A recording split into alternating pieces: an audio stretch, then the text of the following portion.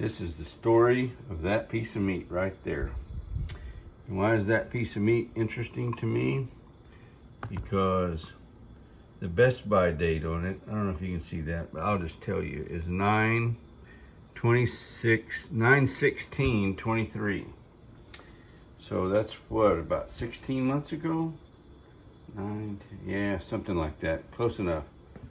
This is my chest type freezer in my garage, and that roast that I showed you was on the layer above this layer.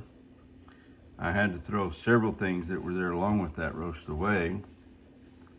It looks to me like, just from appearance, both packages of that chicken might be okay. And tonight I'm gonna pull out the rest of this, and I'm sure I'm gonna find things. So this is the main section. And we have this kind of other section with the rail, with the thing over there, the cage. I'm sure there are things in the bottom of that are not going to be good. And you can call me wasteful or irresponsible or a friggin' idiot, and I would not take offense to any of those things. I shouldn't have let this happen. I think part of it is that me going on the diet, I used to cook meals 2 or 3, or sometimes I used to cook a lot, and I ate a lot, and I bought a lot of food. And when I stopped doing all of those, well, I stopped eating a lot, and I stopped cooking a lot, and I don't know why I didn't stop buying a lot of food. Now, the meat is not a problem. I mean, I probably bought that big package of drumsticks inspired by boondocking with Dennis. He could make 2 or 3 drumsticks in a little pan with a little Coleman or some type of burner stove in the back of his pickup. It looked absolutely delicious. I could have cooked all of those and put them in the refrigerator and heated up 2 or 3 a day, and that was probably my mindset. That'll be meals for me for 2 or 3 days while I'm on a low carb, high protein diet. But I bought a lot more than I ate. Anyway, back to the star of the show. As you can see, this chunk of meat cost $10.34. So I felt bad when I first found it. Of course, when it was in the freezer, it had like some ice crystals in here, and I could see just a slight tint of, I wouldn't even call it gray. You know, when meat gets freezer burned, it has this gray color. You see a whole lot of gray, and it's time to chunk it. This wasn't quite to that point, but it was. I saw the date, 16 months old, and my first instinct, the first thought in my head was chunk it. You know, it's a little over $10. That's a shame, but don't take any chance. You know, just chunk it. Then I thought, no, you know what? I'll cook that. That'd be great for the dogs. They will love it. And I came around in my thought process. I thought, you know what? Let's thaw it out and just see. So I have thawed it out. And to tell you the truth, it doesn't look like meat, a fresh meat. You know, even frozen meat, I think usually in a package like this, you should cook it in 2 to 3 months. If it's vacuum packed, maybe double or more of that. And it will still have that nice red color and be what you would call sort of fresh frozen. I don't know what term to use, but it would be okay. Well, this wasn't vacuum packed, and it hasn't been only 3 or 4 months, it's been 16 months. And here's the thing that I think is important: the smell test. I'm gonna open this up and give it the smell test. And I'm pretty sure it's gonna be fine. It's not gonna smell bad at all. My plan right now is to cook this with some potatoes and carrots and make this roast like I would have if I had cooked it 2 days after I bought it.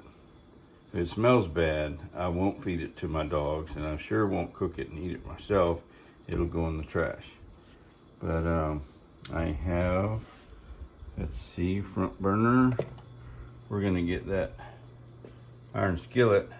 I'm so confident this is gonna be fine. I got my iron skillet heating up, and I'm gonna sear both sides of this thing. You gotta have that sear, that char, even on a roast, to give it great flavor. And we'll see how this goes.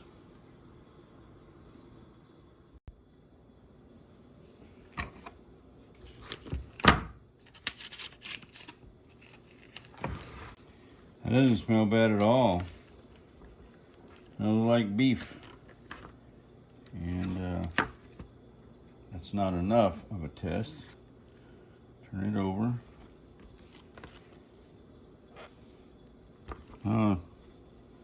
Smells fine. Doesn't have any foul smell or anything. This was headed toward real freezer burn. And all freezer burn is dehydration. And freezer burn doesn't necessarily spoil meat.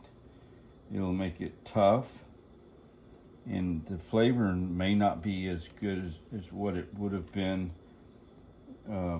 potentially fresh, but certainly not inedible. So this piece of meat's fixing to get cooked. And I think it's going to turn out pretty good, to tell you the truth. That pan is nice and hot. So it's time to put a little sear on this roast. There we go. All right, I'm fixing to flip this thing. I think it's probably seared pretty good on that one side. And before I do that, I'm going to put a little Season It All by Fiesta. I like this stuff. I like this, and I like nature seasons. But put a little salt and whatever else. Yep. Kind of wish I would have seared that a little bit more on that side, but that's all right. It'll be all right. Season this side a little bit. So we'll let her sear. All right, all right, all right. Here we go. I think that probably seared enough on that side. And I got this right here, beef broth. I haven't been, like I said, I hadn't been cooking a lot for a long time. So I did check the date on this. It expires April of 2025. It's January 2025. We ought to be all right. We're gonna do this.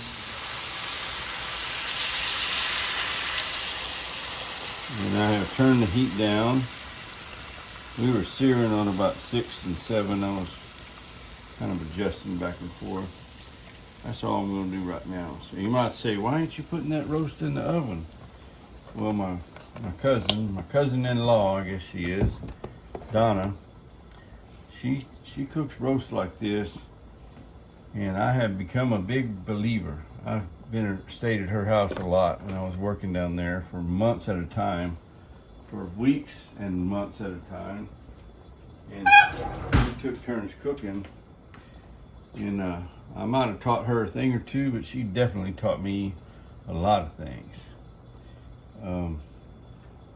I do have some garlic and potatoes and carrots and onion all cut up. I still need to wash this stuff, but it'll be ready. That won't go in till later, till toward the end. This is gonna cook a long time, probably at least a couple of hours to that meat. And I'm gonna go ahead and put some seasonings in there. In addition to the garlic and onion here, I'm gonna put some onion salt and some garlic salt.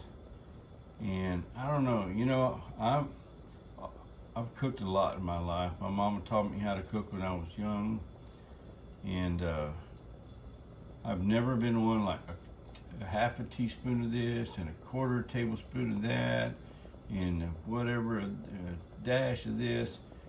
I just go by feel, and I use oregano and thyme and basil and caraway and nutmeg and a lot of stuff. And I get a little bit of that green and red Hatch chili flakes in there. A little Hatch chili flavor. Get it going. I think that'll do it for seasonings. And it'll be a while, but I'll be back. It has been a half hour since it started. And to tell you the truth, I don't think it would be necessary with this cast iron skillet and cooking it this way, and with the liquid in there, turning it, I don't think is necessary, but I can't help myself. When I cook roast this way, I always do. One thing, I think it kind of helps me, and this just reminded me, when I stick my little fork in there, I get kind of a feel for this meat. And this meat, between the sear and 30 minutes of being in here, this could be eaten. It's done. It wouldn't, I think it's to temp for beef. But it's not broken down. It would not be tender at all.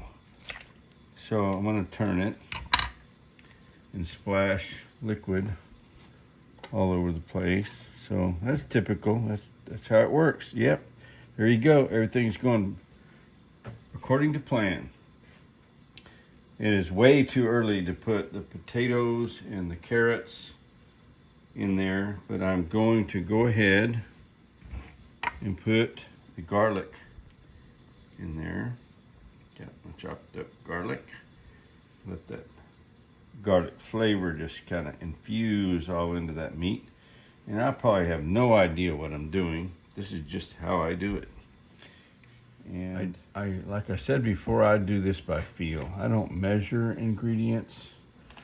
And I've never had a problem with things being, oh, that's too salty, or that was too much pepper, or whatever. It's all delicious. If you don't believe me, just ask me, I'll tell you. No, my kids have never complained. My wife never complained. It works out well. Not sure how to say it. It's just, I don't know if you just have a feel for it, or it comes from experience or intuition or whatever. But I enjoy cooking and think I do a good job at it. I'm not bragging, just saying my results have always been good. I try to learn things from other people, and I've learned a ton from other people. And how to cook a roast this way mostly came from my cousin-in-law, Donna. Here we go. We are about an hour and 45 minutes in, and I'm gonna check now. So I've had a low simmer going on. Got my fork. Oh yeah, it's starting to get tender. It's not quite there, but we don't have vegetables in here yet. So yeah, I'm gonna scrape this onion and garlic off to the side, get that into the juice, where it'll help all this steaming with the braising. This piece of meat I thought I was gonna have to throw away is starting to look like some pretty good victuals, you know? And I have vegetables here now. I'm going to add those, some carrots. And I've already added the garlic and the onion. I'm putting in the carrots and potatoes now. I won't be eating the potatoes and carrots, or at least not much of them, but I do have other people in my home, and they tend to like potatoes and carrots. They're a lot younger than me and not fat, not on a weight loss and health journey. Okay, and I said I'd do this by feel, and I feel that potatoes absorb a lot of salt. I'm putting some more, seasoning it all by Fiesta, a little bit more. And I think the best flavor of pepper. Got my pepper grinder here, peppercorns.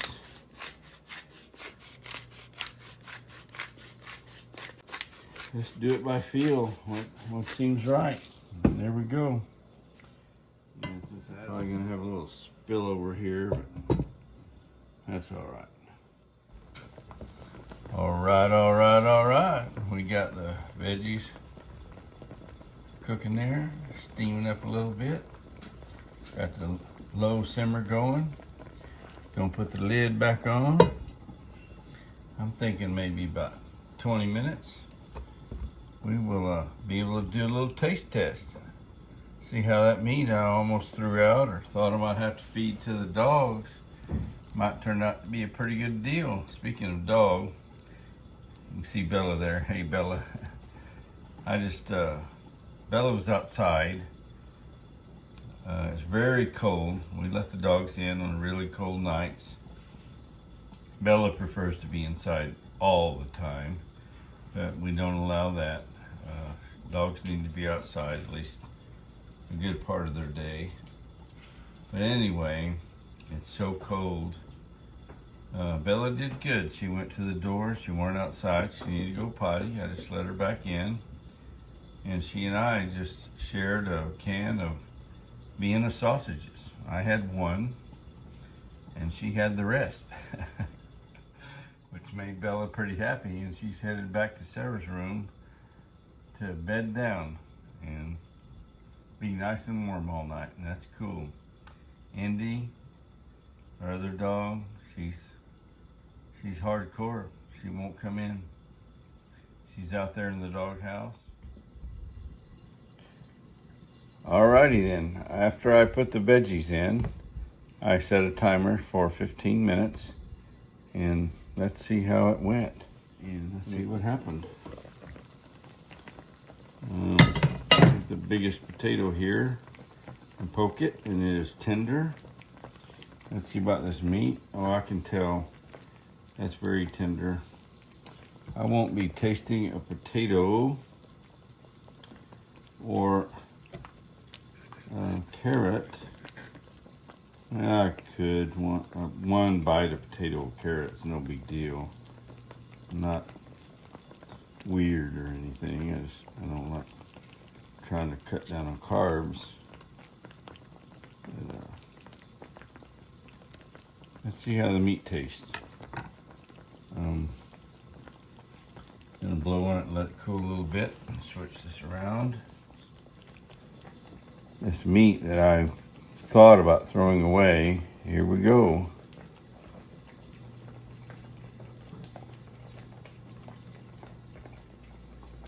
It's not bad. Not spoiled. It's delicious. It would have been better probably if I'd cooked it a week after I bought it. But it's good. And the dogs will probably get some, but not because it's spoiled, just because we love our dogs. Anyway, there you go. Tomorrow, I want to clean that freezer out, and no doubt I will be throwing some things away. There are things buried 2 layers deeper than this meat was. They may be from 2022 or even before that. They may be from the 17th century. Anyway, thanks for watching. I appreciate you very much. Until next time, I'm out.